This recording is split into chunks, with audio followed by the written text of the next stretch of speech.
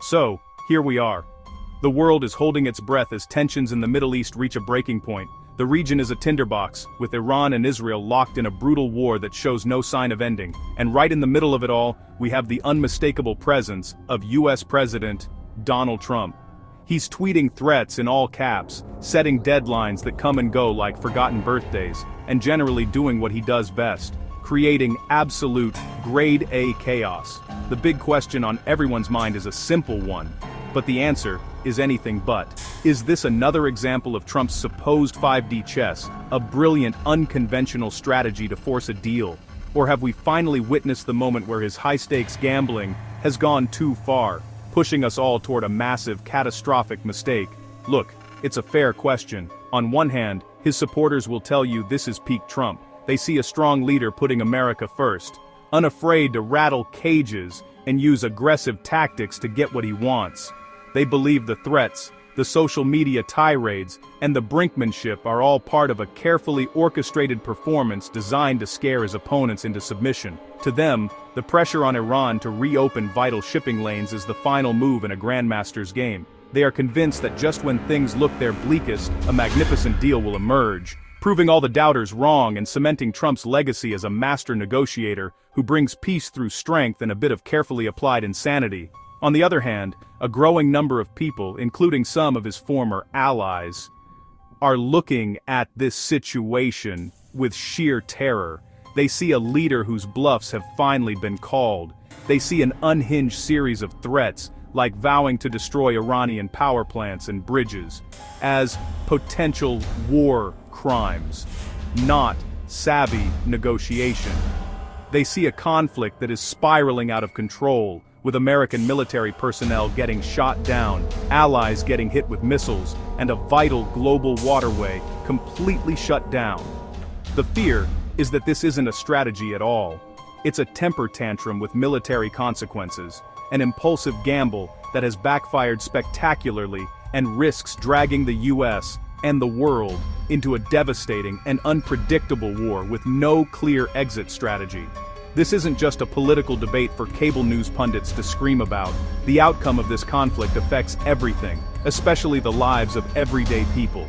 It determines whether global trade grinds to a halt, whether your gas prices double overnight, and whether shelves at your local store start to empty as countries move away from trading with the USA. For the average person, it means worrying about the risk of war drafts, watching inflation eat away at your paycheck, and seeing fewer products and services as international relationships break down. Right now, as missiles fly and uncertainty grows, the line between a strategic masterstroke and a monumental mistake has never been thinner, and we are all standing on that line with him, whether we like it or not. To understand what might be happening right now, you first have to understand the classic Trump playbook.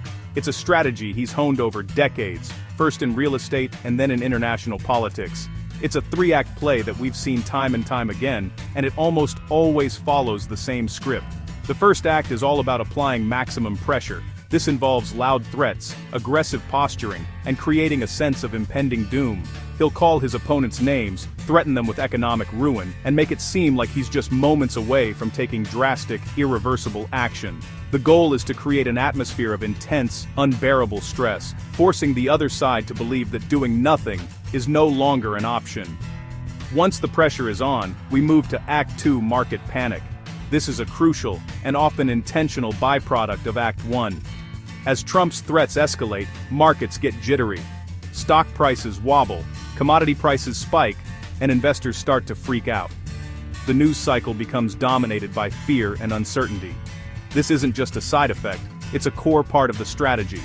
The economic pain creates a new set of stakeholders who are desperate for a resolution. Business leaders, foreign governments, and even the general public start clamoring for a deal, any deal, to make the chaos stop.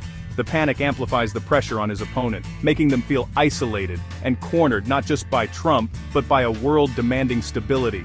This then leads us to the grand finale, Act 3, the secret deal and the triumphant announcement. Just when it seems like all is lost and conflict is inevitable, a breakthrough magically occurs. Often behind the scenes, away from the prying eyes of the media, a deal is struck. Trump then emerges, often with a dramatic press conference or a self-congratulatory post on social media, to declare victory. He'll claim that his tough stance worked, that he brought the other side to its knees, and that he alone secured a historic agreement that no one else could have. The panic subsides, the markets rebound, and he gets to take a victory lap, reinforcing his image as the ultimate dealmaker who can solve any crisis. We saw this pattern with North Korea, with trade negotiations with China, and even with Mexico. It's a cycle of manufactured crisis, followed by a carefully managed resolution. The key to the whole performance is that the other side eventually has to bend. They have to decide that enduring the pressure and panic is worse than making concessions. The entire strategy hinges on the belief that everyone has a breaking point, and Trump is convinced he is the best in the world at finding it. The problem, as we are now seeing with Iran, is what happens when you run into an opponent who refuses to read from your script and decides to call your bluff. This time, things are different. The Iran crisis is not following the familiar three-act structure of the Trump playbook. Yes, Act 1 went off without a hitch. The maximum pressure campaign has been in full effect, with threats flying and deadlines being set. And Act 2, the market panic, is certainly here. Oil prices are soaring past $110 a barrel, and global shipping is in chaos. But the crucial third act, the secret deal, is conspicuously missing. Instead of folding under the pressure, Iran has decided to punch back, and punch back hard. This isn't a negotiation, it's a rapidly escalating military conflict, and the playbook has been thrown out the window, set on fire, and launched into the Persian Gulf. Instead of quietly seeking a back-channel deal, Iran has responded to Trump's threats with actions. They closed the Strait of Hormuz, a critical artery for global oil, and are now reportedly charging ships millions just to pass. They've launched missile attacks against Israel, a key U.S. ally, injuring civilians and sending millions into bomb shelters. When an American F-15E fighter jet was downed over their territory, it wasn't a catalyst for de-escalation. It was a show of force. Iran is not just ignoring the pressure, it is actively raising the stakes, creating a tit-for-tat cycle of violence that Trump seems unable to control. His repeated claims that a deal is imminent are being flatly denied by Tehran, making him look less like a master strategist and more like a man talking to himself in an empty room. The deadlines, which are supposed to be the dramatic climax of the pressure campaign, have become a running joke. Trump has set and then extended ultimatums throughout March and into April, each time suggesting talks are progressing, only for the violence to get worse. The latest deadline is tomorrow, April 7th. But given the track record, it feels all but meaningless, as one report put it. This failure to force a resolution is a significant blow to the Trump doctrine. His entire strategy is predicated on the idea that his economic and military leverage is so overwhelming that no one would dare to challenge it directly. Iran is not only daring to challenge it, they are creating their own leverage by strangling the world's oil supply. This breakdown of the script is incredibly dangerous. When the strategy of all stick and no carrot fails, the only option left is to actually use the stick. Trump's threat to destroy Iranian infrastructure isn't just rhetoric anymore. It's the logical next step in a failed gambit. He is trapped between two terrible choices: back down and look weak, shattering his strongman image, or escalate militarily and plunge the region into a war that could have catastrophic and unpredictable consequences. Iran has refused to play the part of the compliant adversary, and in doing so, they've exposed the fundamental flaw in the playbook. It only works if the other guy is more afraid of you than you are of the consequences of your own threats. This isn't some distant abstract conflict that you can just watch on the news and then forget about. The escalating war between Iran and Israel, fueled by American rhetoric, is having very real, very immediate impacts that are rippling out across the globe and landing squarely in your wallet. The most obvious and immediate effect is at the gas pump. When Iran closed the Strait of Hormuz, through which a huge portion of the world's oil flows, they effectively turned off the tap. As a result, oil prices have skyrocketed. West Texas Intermediate crude is over $114 a barrel. Brent crude is over $110. These aren't just numbers on a screen. They translate directly to higher prices for gasoline, heating oil, and diesel. That spike in fuel costs is just the beginning of the economic pain. Think about how everything you buy gets to you. It's transported by trucks, trains, ships, and planes, all of which run on fuel. As transportation costs soar, so does the price of everything else. The food in your grocery store, the clothes you buy, the electronics you order online, all of it will become more expensive. This is how inflation starts to spiral. The initial shock of high oil prices bleeds into every corner of the economy, eroding the purchasing power of your money. Your paycheck stays the same, but it suddenly buys you a lot less. The reports of fuel shipments being locked into May suggest this isn't a temporary blip. It's the start of a prolonged period of shortages and high prices, eerily reminiscent of the 1970s oil crisis. Beyond the direct economic hits, there's the immense political and military risk that is making the world a much more dangerous place. The conflict is already spilling over borders. Israel has been striking Hezbollah targets in Lebanon, leading to thousands of casualties and displacing a fifth of the country's population. We have US commandos conducting rescue missions inside Iran, the Royal Air Force shooting down Iranian drones, and reports of Chinese satellite intelligence aiding Iran. This is quickly turning into a regional proxy war, drawing in global powers and creating a complex web of alliances and enmities. The longer it goes on, the higher the chance of a miscalculation, a stray missile, a mistaken identity that could trigger a much larger direct confrontation between major world powers. The ultimate danger is that this crisis could get much, much worse. Iran has already threatened to target other maritime choke points, like the Bab al-Mandeb Strait, which would disrupt shipping through the Red Sea and the Suez Canal. If that happens, global trade could effectively seize up. The economic fallout would be catastrophic, far exceeding what we are seeing now. We are teetering on the edge of a global economic crisis sparked by a regional war that is being egged on by inflammatory rhetoric. The bombs dropping in Tehran and Haifa are not just a tragedy for the people there. They are the sound of a shockwave heading straight for the global economy, and our personal finances are standing right in its path. For most people watching this unfold, the core anxiety isn't really about the complex geopolitics of the Middle East or the specifics of military strategy. Let's be honest, the average person isn't staying up at night worrying about the strategic implications of the Bab al-Mandeb Strait. The real, gut-level fear is much more personal and immediate. Can my family's finances survive this? Will I be able to afford gas to get to work? Will my grocery bills become unmanageable? Is my retirement savings, which I've spent decades building, about to be wiped out by a market crash? The fear isn't just about war, it's about the very real possibility of personal financial ruin.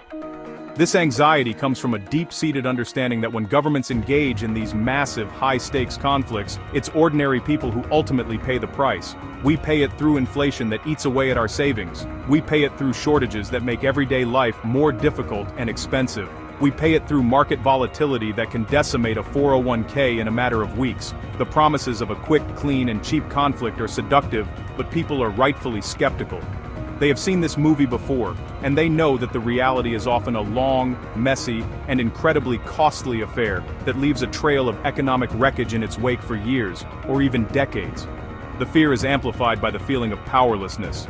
Major geopolitical events feel like a storm raging far above our heads, completely outside of our control. We watch as leaders make decisions that can tank the global economy, and all we can do is hope that our personal financial shelters are strong enough to withstand the fallout.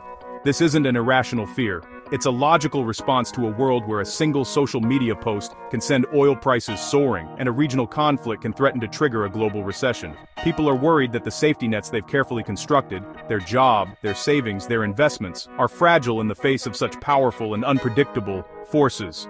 So, while the headlines are filled with talk of military strikes and diplomatic deadlines, the conversation at kitchen tables across the country is about something much more fundamental. It's about economic survival. People aren't just concerned about the possibility of a wider war, they are terrified of a world where their hard-earned money becomes worthless, where their financial future is dictated by events happening thousands of miles away, and where the dream of a secure retirement is replaced by the nightmare of out-of-control inflation and economic collapse. The real crisis for most people isn't geopolitical, it's financial. If you want to understand why people are so terrified about the financial consequences of this Iran conflict, you only need to look back at recent history. The ghost of the Iraq War looms large over this entire situation, serving as a chilling reminder of how badly things can go when promises of a short, cheap conflict collide with reality. Back then, we were told it would be a cakewalk. Administration officials suggested the war would pay for itself through Iraqi oil revenues, with one top advisor estimating the cost at a mere $50 to $60 billion. It was sold to the public as a swift, decisive action that would be over in a matter of weeks. Of course, we all know that's not what happened. The cakewalk turned into a brutal, decade-long insurgency. The war that was supposed to pay for itself ended up costing American taxpayers trillions of dollars. That's not an exaggeration. When you factor in the long-term costs, such as medical care and disability benefits for veterans, the total price tag climbs into the multi-trillion-dollar range. That is money that could have been spent on infrastructure, healthcare, education, or simply left in the pockets of the taxpayers who earned it. Instead, it was poured into a seemingly endless quagmire that destabilized an entire region and had profound, long-lasting economic consequences back home. The parallels to the current situation are unnerving. Once again, we have a conflict being driven by bold, aggressive rhetoric. Once again, there's an underestimation of the opponent's willingness to fight back and endure pain. And once again, the potential for a swift, contained conflict to spiral into a long, drawn-out, and astronomically expensive war is enormous. The idea that a war with Iran, a country much larger, more populous, and more militarily capable than Iraq was in 2003, could be anything other than a multi-trillion-dollar disaster is dangerously naive. History has taught us a brutal lesson about the true cost of these ventures, and that lesson is echoing loudly today. This historical precedent is exactly why the fear of financial ruin is so potent. People remember the economic fallout from the last major Middle Eastern war. They remember the debt, the inflation, and the opportunity cost. All the things we couldn't afford at home because we were spending so much abroad. So when they hear threats of destroying Iran's infrastructure, they don't just hear a military strategy, they hear the opening bell of another trillion-dollar commitment. They see a future where national debt explodes, taxes eventually have to rise, and the economy is burdened for a generation. History is screaming a warning at us, and the question is whether anyone in power is listening. Faced with this level of global instability and economic uncertainty, it's easy to feel helpless. It's easy to think that your personal financial situation is entirely at the mercy of powerful leaders and volatile markets. But this is precisely the moment when the idea of financial self-responsibility becomes not just a good idea, but an absolute necessity. You cannot wait for the government to solve your problems or for the world to become a peaceful, predictable place. You have to take matters into your own hands and start building what you can think of as your own personal treasury. A financial fortress designed to protect you and your family from the storms of the outside world. For centuries, this kind of financial resilience was a privilege reserved for the ultra-wealthy. The 1% have always had their methods for protecting their fortunes. They used offshore accounts, complex legal structures, and armies of accountants and lawyers to shield their assets from taxes, inflation, and political turmoil. They diversified across different countries and different asset classes, ensuring that a crisis in one part of the world wouldn't wipe them out. For the average person, these tools and strategies were completely out of reach. You were stuck with a savings account at the local bank, a 401k tied to the stock market, and the hope that everything would be okay. But the world has changed. The technological revolution of the last 2 decades has democratized many of the tools once exclusive to the financial elite. It is now possible for an ordinary person, sitting at their kitchen table with a laptop, to employ sophisticated strategies to build and protect wealth. You no longer need to be a hedge fund manager or a billionaire to create a robust financial defense. You can now access global markets, alternative assets, and powerful information with just a few clicks. This shift represents a fundamental transfer of power from large, centralized institutions to the individual. The core idea of the personal treasury is simple: take control.